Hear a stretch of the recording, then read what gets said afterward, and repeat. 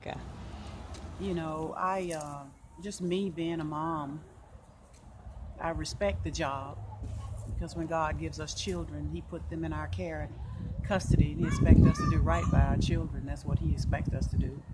I know that as a mother, if I was ever in a position to where I had to be in charge of somebody else's child, I definitely make sure they have a great relationship with that child. But I just don't see how Marjorie, in particular, can call herself a mother to her own children and deliberately try to sabotage my relationship with my son. I don't really get that because personally, even if it was a vengeance vendetta thing, it's like who did harm to who? If you did harm to someone, if it had been me in her position, I think I would move heaven and earth to try to make it right by this woman and her son, you Don't know. want to interrupt you, but are you a Marge friend or were y'all ever friends? You know what? That rumor was out there, but Marge and I were never friends. We were never ever friends. I don't know how it got out there that I was confiding in her about my marriage. I never met the woman until after the fact. Oh, Voice over the phone once, and I didn't even know who the voice belonged to at that time, but I never knew her. Never knew her. And even in all the years that she's been stepmomming with my child, we've never met face to face. oh, So to me, I don't believe in dysfunction. I was raised in dysfunction. I know what it is, I know the damage it can do, and I don't believe in that. And for the sake of my child, I have always, from day one, wanted to keep an open relationship so that Winton would not feel that he had to choose camps because that is so unfair and it is so unnecessary. And especially in this case, was it not necessary? And to me, I'm always a communicator. To me, everything. Let's talk about it. Let's put it on the table. And it's not about whether you like something or you don't like something. Let's talk about it. That's just me. That's one of my pet peeves. I love communicating, but it would disturb me really uh, when family or friends would come to me and say, "Hey, I saw Winton on the show today," and that would really disturb me because I would see images of her embracing him and hugging him and calling him, "Oh, this is my baby." But how can you say that you love this young man and persecute his mother on right. either side? How could either of them do that? For Steve to constantly say, "Oh, I love Winton," and on one show, and I don't ever watch. I can't ever watch. When my family say they've seen something, I usually wait for it to go to YouTube, and that way I can watch it in my own discretion so that if Right. I'm in a bad mood, I can just click and go back. But I never watch the show. But in one particular scene, he was talking to Winton, and I think it was after Winton had moved out of the house. Okay. And Winton was on the show, and Steve had said to Winton at the end of this segment, "I love you more than I love myself." And I said to myself, how can that be? If you love him more than you love yourself, why have you sabotaged our relationship? What's the problem? What is the problem here? How can you possibly love your son, yet you persecute his mother? So those are things that people don't see, or maybe people don't talk about. But that's my reality.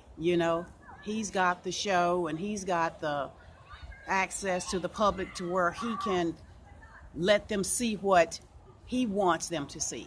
And Basically, like a front. even in the case of Marjorie, it's like, "Oh, we love Winton. We're going to embrace Winton, Winton, Winton, Winton," and they take all these little stage photos and they have all these little stage shows, But behind the scene, that's child abuse, and it comes in all kind of forms. You can be mentally and emotionally abusive. It's not always about putting your hands on a child that qualifies for child abuse. So imagine him having to have to live in that atmosphere of the pretense when he knows on the real side what's actually going on. And that's something that we live through. That's something we live through every day, and people don't get to see that. So, a lot of times people will make comments, well, Mary needs to get over it and Mary needs to move on, as if I've done the deed. And it's not me. Right. I'm not the one being vicious. For the two of them to continue to isolate me from Winton and from his life, and to have interfered all these years, who's bitter here? Who's really bitter? Yeah, I was about to ask you that. Are you bitter? Who's bitter? You know, I'm not trying to interfere with Marjorie's relationship with her children. I'm not trying to in any way. And there are people on the internet with gazillion videos out there talking about her and her past or whatever. That's not me saying those things. Those are other people. But how do you, to me, in my everyday, I am moving on in the sense that I'm trying to live with what was done. And this was not about two people got a divorce. People do divorce every day. And there are extended family situations that exist every day, which I applaud people that can do that, especially if the children are involved. There's no point in all this other. But what bothers me is that this was not just a divorce. This was people sitting down in a room, conspiring to forge documents, to literally leave me by the side of the road dead in every sense of the word. Let's take the child. Let's take the fortune. Let's take the home. Let's bury her. And that part of it I didn't get. You know, when I filed for divorce, I was trying to get out of a bad situation. So you filed for divorce. You left him? Yes. Okay. Yes, I did. I divorced Steve. Steve did not divorce me. I divorced Steve. And it was the fourth time that I had actually filed, because I was truly trying to save my family and save my marriage, because I was from a broken home in every sense of the word. But like I said, people do get divorced. They do. I was just trying to take my children, take my share, and go over there to say, can't do it anymore. I can't do it. Whomever you're seeing, however many you're seeing, go do that.